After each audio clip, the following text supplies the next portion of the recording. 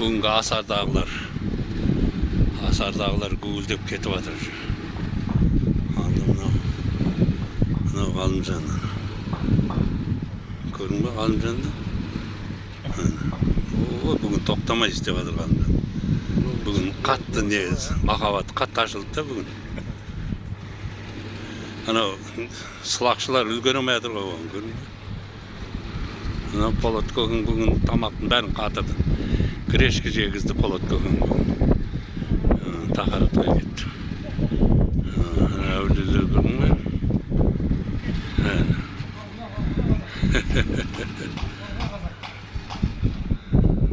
Al, haydi.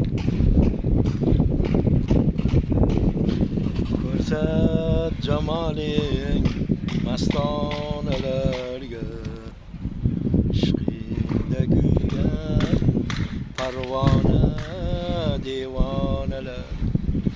Bizden duadır, senden icabet. Canımız tasadduk, cananelerge. Ey köngli qattiq, rahm eylemeysen, qilg'il nazarsan, bechora devonalar. Meşrebi Mahdi Adhami Hazreti kezdi cahanni, başını koydu hastanelerge. Sallallahu aleyhi Muhammed sallallahu aleyhi ve sellem. Sallallahu aleyhi Muhammed sallallahu aleyhi ve sellem.